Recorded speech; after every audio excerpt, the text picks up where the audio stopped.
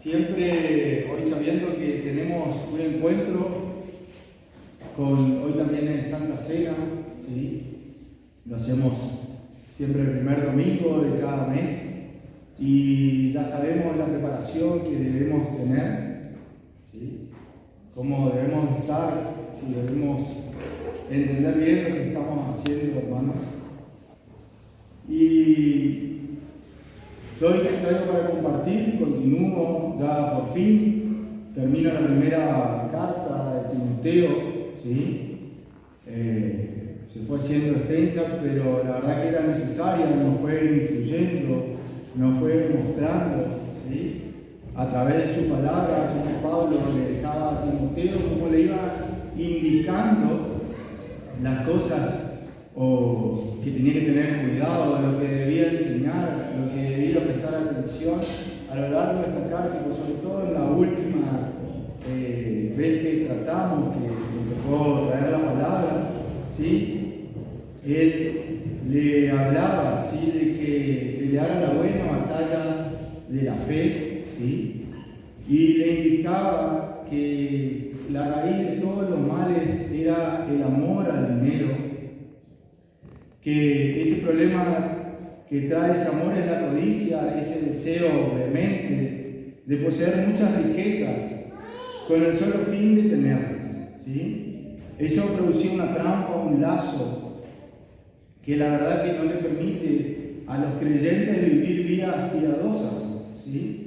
Pero le dice que Timoteo sea un buen hombre de Dios y que huya de esas cosas, que huya del dinero, de esa trampa, y que persiga la justicia, la piedad, la fe, el amor, la paciencia y la mansedumbre. Entonces, con eso, él continúa, ahí donde vamos a 1 Timoteo, capítulo 6, versículos del 17 al 21.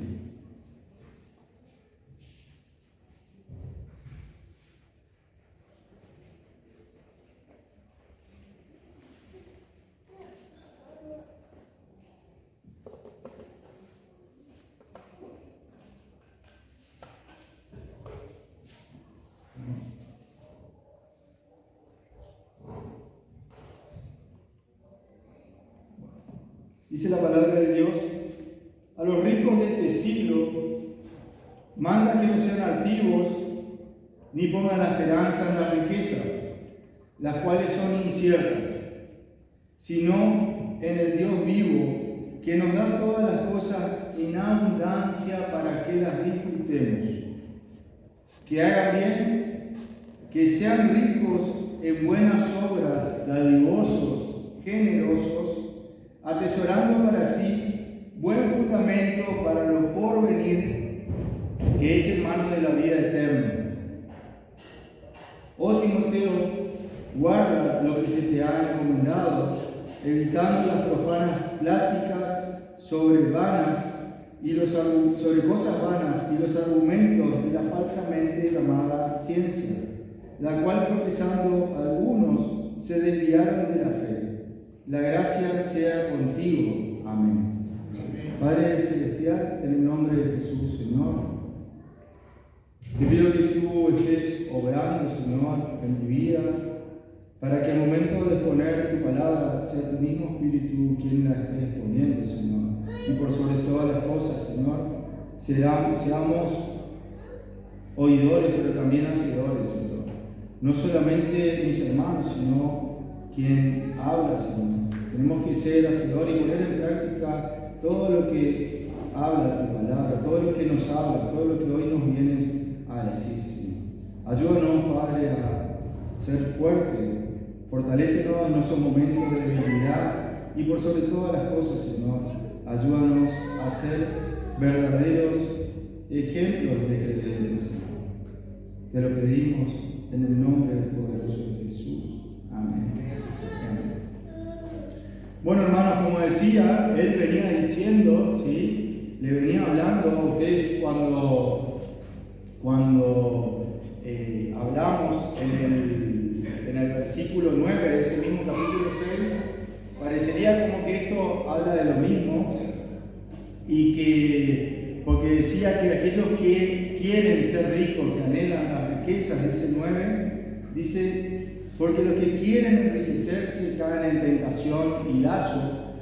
Y pareciera como que esta parte, estos versículos, continúan hablando de lo mismo, pero acá fíjense que dice, a los ricos de este siglo, ¿sí? En ese versículo 9 estaba hablando de aquellos que anhelaban ser ricos, no se sabía si eran ricos o no, pero acá sí está hablando de las personas que eran ricos, ¿sí? Y entonces le da una serie de recomendaciones para aquellas personas, ¿sí? Y podemos, sobre todo, podemos ver ahí en Marcos 10, versículos 17 al 25,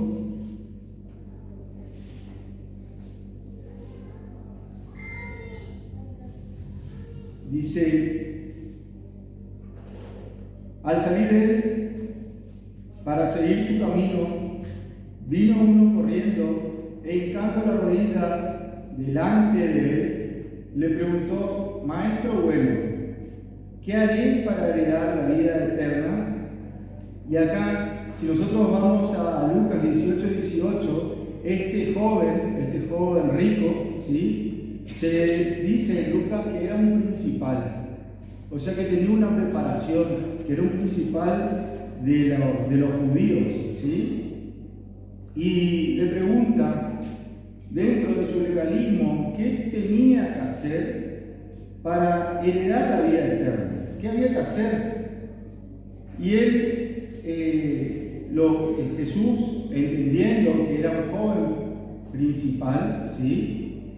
Lo reprende y le dice, ¿por qué le llamas bueno?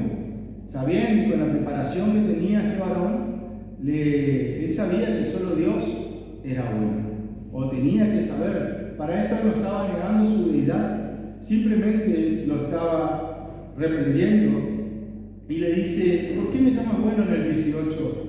No hay ninguno bueno, sino solo uno, Dios. Los mandamientos, ¿sabes? No adulteres, no mates, no hurtes, no digas falsos testimonios, no defraudes, honra a tu padre y a tu madre. Y él, entonces, bastante humilde y sencillo, le responde, le dijo, Maestro, todo esto lo he guardado desde mi juventud. Humildad, ¿no? Entonces, Jesús mirándole, le amó.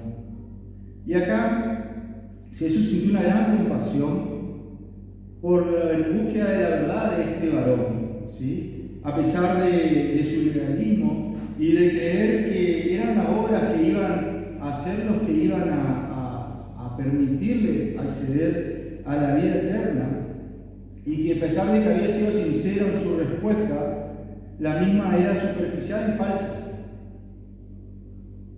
Entonces, como el Señor escudriña los corazones y ya había visto el corazón de este joven rico, le dijo, una cosa te falta.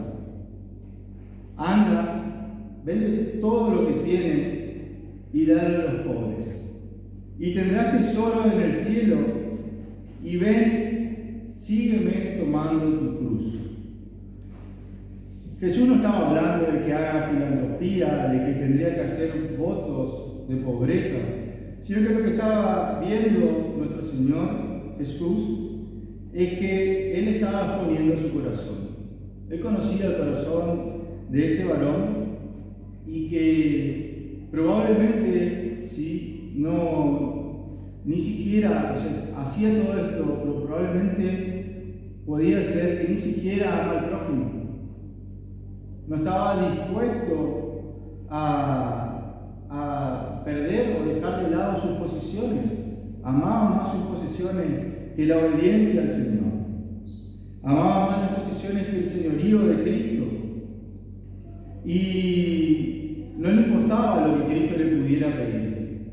Y por lo tanto, se sometería a lo que nuestro soberano Salvador le estaba diciendo. Entonces, esto lo mantenía lejos de la vida eterna que este varón anhelaba. Que anhelaba de palabra. ¿Y por qué? Porque él había puesto su seguridad, su confianza, estaba en sus bienes. Entonces, él continúa ahí en el 22, afligido por esta palabra, se fue triste, porque tenía muchas posesiones. Entonces Jesús, mirando alrededor, dijo a sus discípulos: cuán difícilmente entrarán en el reino de Dios los que tienen riquezas. Los discípulos se asombraron de sus palabras, pero Jesús, respondiendo, volvió a decirles, y acá lo explica mejor: hijos, cuán difícil le es entrar en el reino de Dios a los que confían en las riquezas. Más fácil es pasar un camello por el ojo de una aguja que entrar un rico en el reino de Dios. Entonces, acá lo que estaba exponiendo Jesús, esta última parte era literal, ¿sí? Esta última parte era que de la dificultad de las personas que pusieron su corazón en las riquezas que anhelan, que atesoran en este mundo, riquezas para sí en este mundo. Y por eso es que Pablo acá refiere, le dice a Timoteo: a los ricos de este siglo manda que no sean altivos. Y el problema, la verdad, no es la riqueza, sino lo que se hace con ella. Es el destino que se le da. Y Pablo le da una serie en esta primera parte, le da una serie de indicaciones, cosas que no debían hacer con las riquezas. Entre ellas, no ser altaneros, prepotentes, altivos, arrogantes. Vemos, hay personas, hermanos, que tienen un mejor pasaje económico que otras, ¿sí? O un ingreso mayor, o un estatus social distinto, y lo pueden utilizar para refregar a otras personas, para hacer sentir mal a otros. Y eso es lo que Pablo le decía, que no sean altivos. Simplemente es una situación económica. Pablo también dice en Romanos 12 que nadie tenga un mayor concepto de que uno debe tener, sino que piense de sí con cordura, conforme a la medida de fe que Dios repartió a cada uno. Nosotros, cuando los creyentes entendemos que todas las cosas que pasamos, todas las cosas que tenemos, el Señor es quien nos provee. Y es difícil obtener algo si Él no lo ha provisto. Es imposible. Y entonces digo que también permite, ¿no? Y después continúa diciendo ahí en el 17, dice que no sean altivos ni pongan la esperanza en las riquezas. La riqueza generalmente también va de la mano del orgullo, y cuanto más rica es la persona, más tentada, o sea, piensa que maneja todo, piensa que con su orgullo, por tener esa posesión, tienen poder y pueden tratar a las personas, y le agarra y la dependencia en el dinero o las riquezas. Por lo tanto, en Proverbios 23, versículos 4 y 5 dice: no te afanes por hacerte rico, sé prudente y desiste. ¿Has de poner los ojos en las riquezas siendo ningunas? Porque se harán alas como alas de águila y volarán por el cielo. No se puede servir a dos señores. Veíamos que los que quieren enriquecerse en el verso 9 caen en tentación y lazo. Y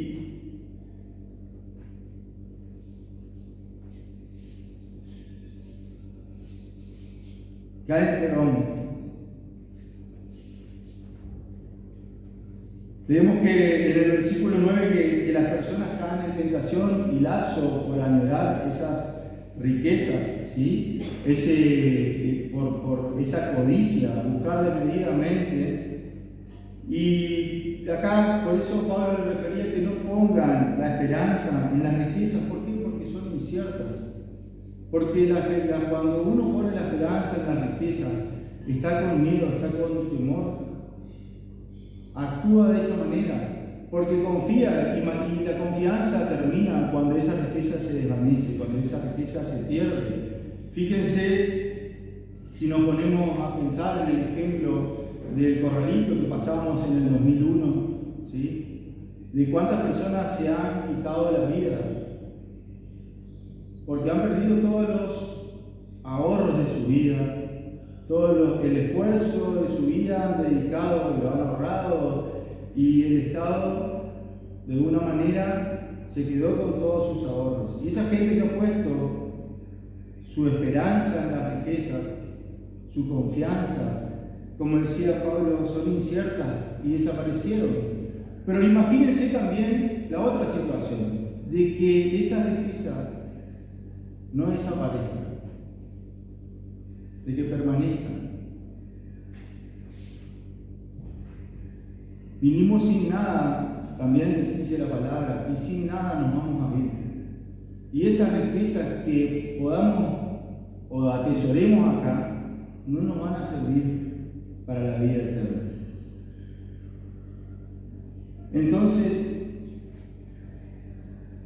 pongamos la confianza, continúa diciendo, en el Dios vivo, el Dios que está vivo, el Dios que no ha muerto en la cruz, sino que Él vive. Eso le recuerda a Pablo, y que nos da todas las cosas en abundancia. Porque nuestro Dios vivo es la roca fuerte que cumple nuestras promesas. Cuando nosotros ponemos la confianza en Él, ¿sí? Nosotros estamos seguros, confiados. ¿Por qué? Porque estamos en sus manos.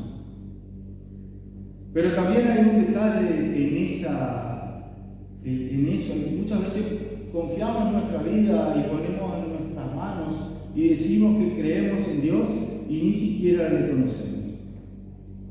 Ni siquiera pasamos un tiempo compartiendo, que es el tiempo que siempre recalcamos desde el púlpito, desde que se comienza la palabra, el tiempo de conocimiento de nuestro Dios.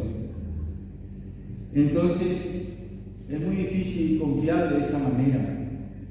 Es muy difícil que creamos que nuestro Señor está vivo y que Él provee todo lo suficiente.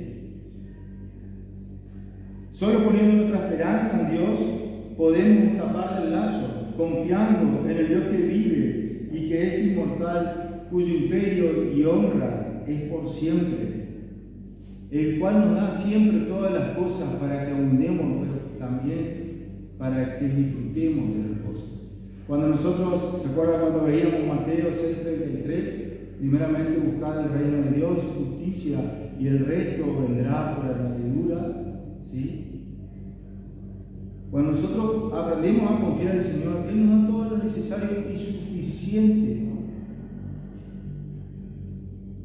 para la tarea que nos encomienda, para que podamos vivir la vida y disfrutar de la vida, pero solamente cuando empezamos a confiar en el Señor. Y acá si vamos a Eclesiastés 6,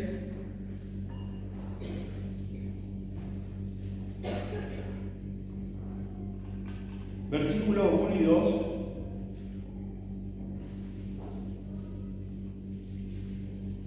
Dice: hay un mal que he visto debajo del cielo y muy común entre los hombres. El hombre a quien Dios da riquezas y bienes y honra, y nada le falta de todo lo que su alma desea, pero Dios no le da la facultad de disfrutar de ello, sino que lo disfrutan los extraños. Esto es vanidad y mal doloroso. Si el Señor no nos provee, si nosotros no ponemos la confianza, no vamos en el Señor, no vamos a poder disfrutar de todas las cosas que poseemos. Vamos a estar con ese miedo, ese temor de perderlas. No vamos a poder actuar libre, vamos a estar atados a nuestro pasado, a las riquezas, a los bienes, afanados. Y fíjense que ahí continúa diciendo en el versículo 18, le dice que hagan bien, que sean ricos en buenas obras, dadivosos, generosos. ¿Para qué son las riquezas? Para eso, para ayudar a los demás, para ser generosos, ¿sí? Para que también nos ayude a tratar nuestro carácter y intentando ser generosos y dadivosos, debemos utilizar nuestro dinero para satisfacer las necesidades de otros. Podemos ayudar, hermanos. Si el Señor nos ha dado, nosotros podemos y debemos ayudar a aquellos que lo necesitan. Fíjense ahí justo una parte compartía Alejo de la palabra que siempre utilizo, por lo menos yo, para bendecir las ofrendas. Vamos a 2 Corintios, capítulo 9, desde el 6.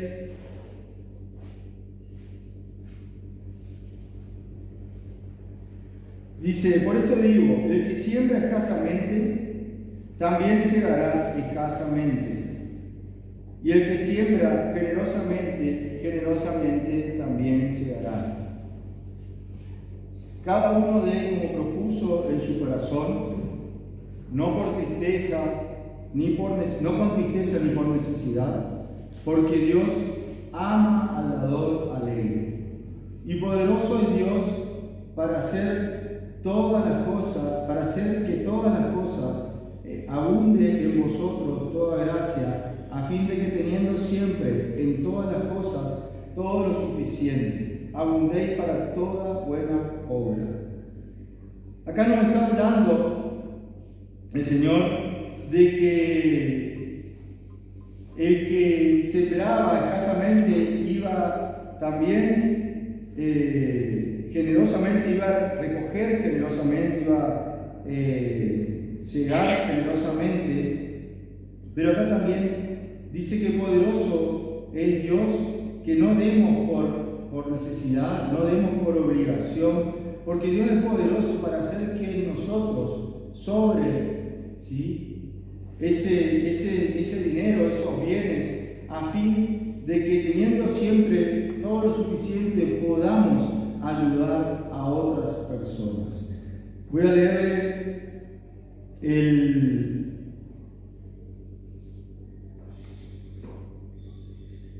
la traducción en lenguaje actual, y dice: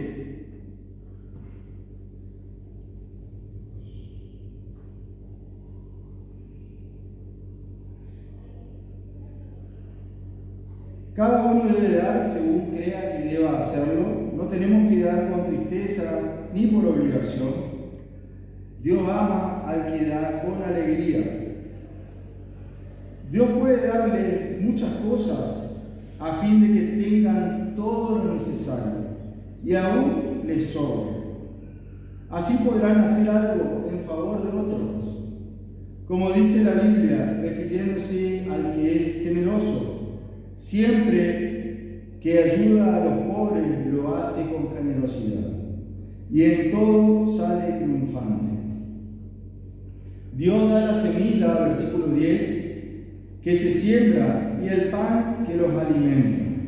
Así que también le dará a ustedes todo lo necesario y hará que tengan cada vez más para que puedan ayudar a los otros. Los hará ricos para que puedan dar mucho.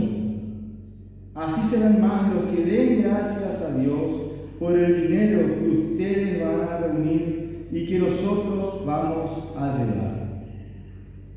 Porque la ayuda de ustedes no solo servirá para que los hermanos tengan lo que necesitan, sino que también hará que ellos den gracias a Dios. Esa ayuda demostrará que ustedes han confiado en la buena noticia y obedecen su mensaje, por eso ellos alabarán y honrarán a Dios. Amén. Qué tremendo, ¿no? Esta palabra que siempre leemos, siempre comparto, pero no la comparto toda, ¿no? Y que acá podemos ver que cuando le dice en el 18, dice que esas riquezas que estas personas poseen, en las cuales no depositen su confianza, sino que confíen en Dios, que Él le va a dar las cosas, todas las cosas, para que abunden, ¿sí? Y para que puedan disfrutarlas también. Pero a través de esa abundancia va a permitir que sean ricos en buenas obras, dadivosos, generosos, que puedan estar pendientes de que probablemente ayudando a alguien que no cree en el Señor, ¿sí? O alguien que recién comienza pueda tener un concepto, pueda tener un mensaje y dar gracias a Dios de cómo el Señor ha ayudado. Hemos escuchado muchos casos de personas que están orando y que alguien viene y les acerca y que es el Señor obrando en su vida y no lo hacen no le dan la gloria a esa persona, sino que cuando la esperanza está puesta en Dios, cuando confiamos en ese Dios vivo, le damos la gloria a Dios porque escuchó nuestra oración, porque movió el corazón de alguien y nos acercó. Y esa es la forma que Pablo le decía a Timoteo, que les habla a la gente rica para que ayude, ¿sí? Para que utilice correctamente su riqueza. Y en el 19 dice, atesorando para sí buen fundamento para lo porvenir, que eche en mano de la vida eterna. Cuando en Lucas, los invito a acompañarme ahí, Lucas 12:32,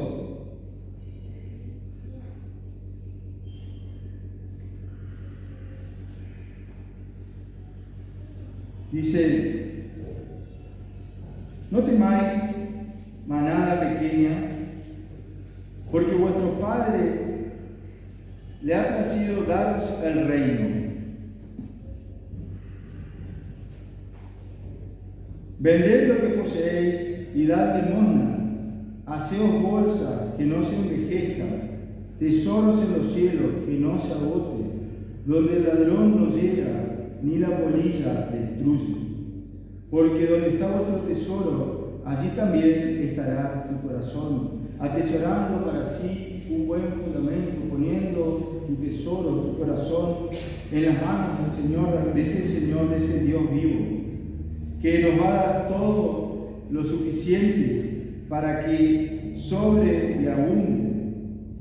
Entonces, lo que Pablo le estaba diciendo, lo que estaba hablando acá en Lucas, es que hagamos tesoros en los cielos, donde ni la polilla ni el orín corroen.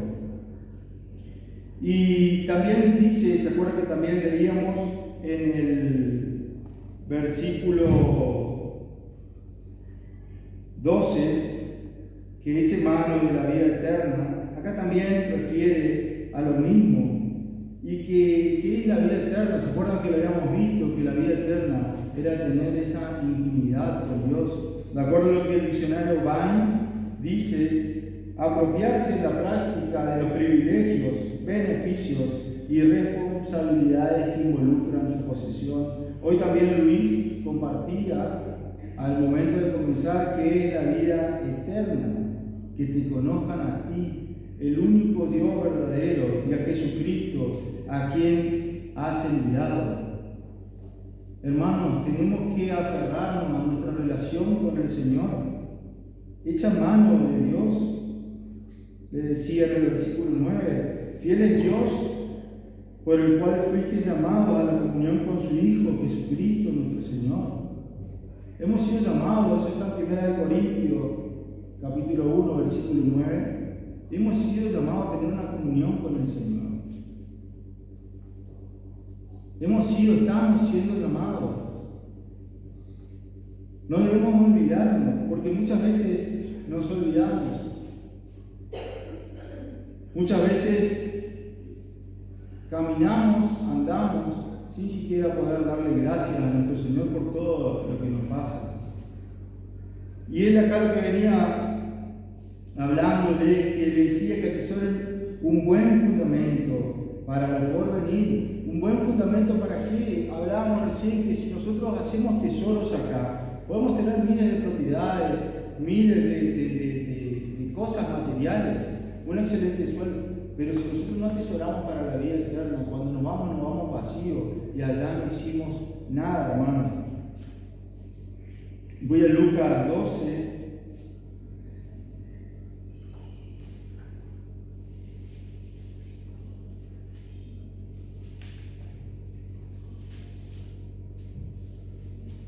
¿Se acuerdan del rey insensato? En el 15, cuando viene el rico, voy a leer desde el 13, le dijo uno de la multitud: Maestro, di a mi hermano que parta la herencia. Mas él le dijo: Hombre, ¿quién me ha puesto sobre vosotros como juez o partidor? Y le dijo: Mirad y guardaos de toda avaricia, porque la vida del hombre no consiste en la abundancia de los bienes que posee. Esa avaricia, ese deseo excesivo de acumular riqueza y no compartirlo por miedo a perderlos. Eso no es de Dios, hermanos. Eso no es de Dios. Y no estoy hablando del Evangelio de la prosperidad, porque algunos podrían pensar, no. Pablo acá le estaba diciendo a Timoteo que le hable a la gente rica, a los ricos de este siglo. ¿Sí? Fíjense que ahí en Lucas 12 también, sobre el final, el mismo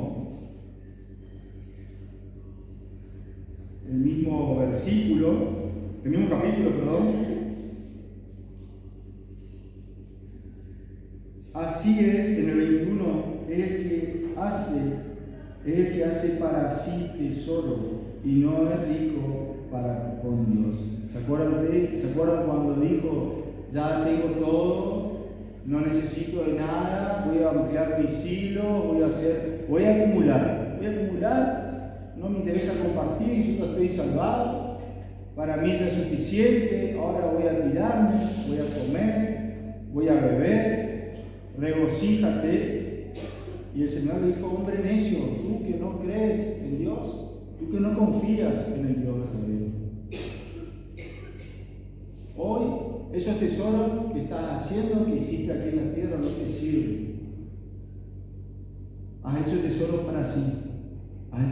Hiciste tesoros para vos. Hicimos tesoros para nosotros.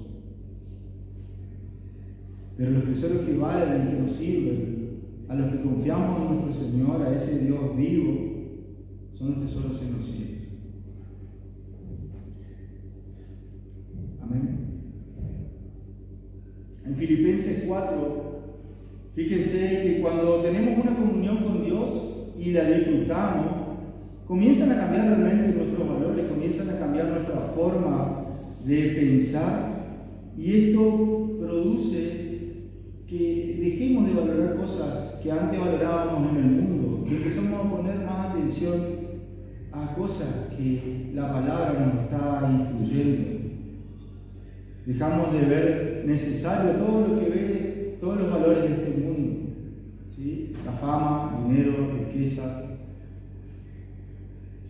Fíjense que en Filipenses 4, del 10 en adelante, dice: en gran manera me gocé en el Señor, de que ya al fin habéis revivido vuestro cuidado de mí, de lo cual también estaban solícitos, pero faltaba oportunidad. Pablo se ponía contento de que los filipenses, ¿sí?, que lo cuidaron todo el tiempo, estaban esperando la oportunidad para volver a cuidar, a atender las necesidades de Pablo. Y dijo Pablo, no lo digo porque tenga, en el versículo 11, porque tenga escasez, pues he aprendido a contentarme. Cualquiera sea mi situación, sé vivir humildemente y sé tener abundancia en todo y por todo estoy enseñado, así para estar saciado como para tener hambre, así para tener abundancia como para tener necesidad. Todo lo puedo en Cristo que me fortalece. Hoy allá afuera hablábamos con Pastor Jorge y uno cree en la palabra, sabe que esto es palabra de Dios, pero cuesta creerle al Señor, cuesta confiar. Nosotros que somos pastores bivocacionales, cuesta confiar en el Señor. ¿Sí? Cuesta creerlo completo en su palabra. De que Él lo puede hacer, Él lo hace. Él lo hace con cada uno de nosotros. Ahí en el 14 continúo y dice, sin embargo, en Filipenses, ¿no? Bien hiciste en participar conmigo en mi tribulación, y sabéis también vosotros, oh filipenses, que al principio de la predicación del Evangelio, cuando partí a Macedonia, ninguna iglesia participó conmigo en razón de dar y recibir, solo vosotros, solos, pues aún a Tesalónica me enviaste una y otra vez para mis necesidades. Y fíjese lo que dice ahí en el 17, dice, no es que yo esté necesitando, no es que lo esté buscando, no es que busque dádivas, sino que busco fruto para que abunde en vuestra cuenta. Por eso es que no es el Evangelio de la prosperidad. Por eso es que estaba hablando del fruto. Lo que estaba queriendo Pablo es que el carácter de estas personas sea formado en generosidad, en pensar la necesidad de, en este caso Pablo decía, no es porque yo lo necesite, sino porque busco fruto en vuestra cuenta. No fruto para mí, no fruto del cual yo pueda vivir, decía Pablo, sino en vuestra cuenta, para que hagan tesoros en los cielos. ¿Con qué? Con las riquezas que habían recibido, con los dones, con los bienes. Entonces, eso es necesario, hermanos. ¿Para qué? Para la vida eterna. ¿Cuándo comenzamos a vivir la vida eterna? La otra también compartía lo mismo. Ya empezamos a vivirla. No es cuando venga el Señor vamos a empezar a vivir la vida eterna, cuando creímos. Esa es la vida eterna, que te conozcan a ti y que conozcan a Jesucristo, a quien has enviado, a tu Hijo. Esa es la vida eterna, que empecemos a conocer, a tener esa intimidad con nuestro Señor. Ya comenzó la vida eterna, hermano, acá en la tierra. Pero es muy difícil, es imposible vivir la vida eterna si no tenemos una relación y no estamos unidos a nuestro Señor. No tenemos intimidad con nuestro Señor. No es lo que ven los pastores, no es lo que pueden ver ustedes cuando me ven a mí, que no. La verdadera intimidad con nuestro Señor, nuestro tiempo a solas con el Señor. Siempre decimos que nosotros a ustedes y ustedes a nosotros nos pueden engañar. No se trata de eso.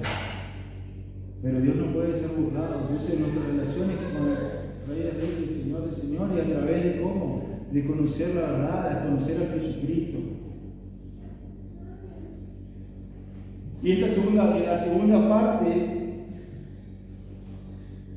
le dice Pablo el encargo final y le dice, oh Timoteo, guarda lo que se te ha encomendado. Varias veces hemos visto esto en 1 de Timoteo, capítulo 1, versículo 18.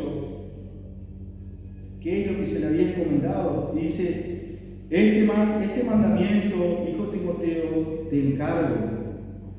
Después, en el 5, capítulo 5, ahí en 1 de Timoteo, versículo 21, le dice, Te encarezco delante de Dios y del Señor Jesucristo y de sus ángeles escogidos, que guardes estas cosas sin perjuicio. Y ahí en el 6:14 veíamos la otra vez que guardes el mandamiento sin mácula ni reprensión hasta la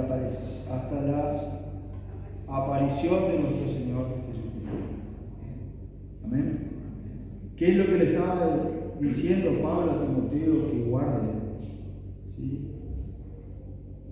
Que guarde el Evangelio. Acá en toda esta carta, él viene hablando de muchas cosas. Pero si nos ponemos a ver, vamos ahí en el capítulo 1, de ahí de Timoteo también, versículo 11, le dice: según el glorioso evangelio del Dios bendito que a mí me ha sido encomendado. Guarda el evangelio. Vive una vida de piedad. Veíamos que también la vida de piedad, ¿sí? O piedad definido por el diccionario Strong, es el esquema del evangelio. Una vida que agrada al Señor, no que conozcamos la palabra, sino que vivamos. Podemos conocerla, hermano, podemos saberla de memoria. Lo difícil es vivirla, ponerla en práctica. Es que muera nuestra carne día a día. Es que muera nuestro orgullo, nuestra soberbia. Que muera nuestro pecado todos los días, hermano. Es difícil. Pero él le decía que guarde el evangelio. Y fíjense ahí en el capítulo 3, le daba lo que era la piedad, le decía que es tan importante, y le dice: esto te escribo, aunque tengo la esperanza de ir pronto a verte, para que si tal sepas cómo debes conducirte en la casa de Dios, que es la iglesia del Dios vivo, columna y baluarte de la verdad. E indiscutiblemente grande es el misterio de la verdad. Dios fue manifestado en carne, justificado en el Espíritu, visto de los ángeles, predicado a los gentiles, creído en el mundo, recibido arriba en el abajo. El esquema del Evangelio, guardar esa piedad. Eso es lo que le estaba hablando acá, y cómo debía guardar. Continúa diciéndole: evitando las profanas pláticas sobre cosas vanas y los argumentos de la falsamente llamada ciencia. Acá de la falsamente llamada ciencia refiere al gnosticismo. ¿Se acuerdan que la otra vez también habló el pastor Juan Carlos y lo hemos hablado varias veces? ¿Sí? Que era una doctrina filosófica y religiosa que afirmaban conocer secretos trascendentes, que creían que había personas que conocían o que poseían un conocimiento superior, que tenían una relación con lo divino. ¿Les suena? Consideraban que toda la materia era mala y lo espiritual como bueno, y por eso afirmaban que Jesús no pudo venir en cuerpo de hombre. Entonces él le decía: evita las profanas pláticas sobre estas cosas vanas y los argumentos de la falsamente llamada ciencia, la cual, profesando algunos, se desviaron de la fe. La gracia sea contigo. Amén. Y yo le había puesto, que fue un detalle, le había puesto de título a la prédica, no sé si vieron en el mensaje, la necesidad de la gracia. Fíjese cómo se despide Pablo y le dice, le da toda esa instrucción y le dice: la gracia sea contigo. Amén. Y hermanos, para sostener, para preservar, para transmitir su verdad a la generación de la iglesia, toda la iglesia, a las generaciones siguientes y toda la iglesia necesitamos de su gracia. Amén.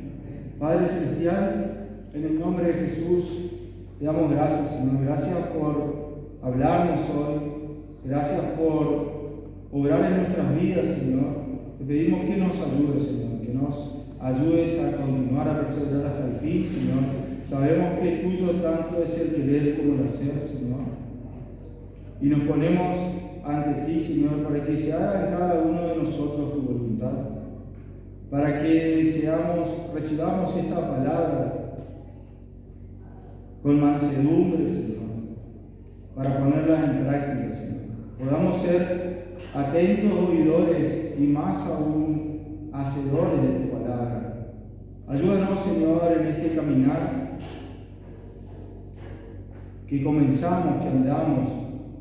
Queremos vivir, Señor, lo que aprendemos. Queremos vivir conforme a tu palabra. Queremos ser obedientes. Queremos ser tus discípulos, Señor. Pero te necesitamos. Necesitamos de tu gracia para que nos guíes.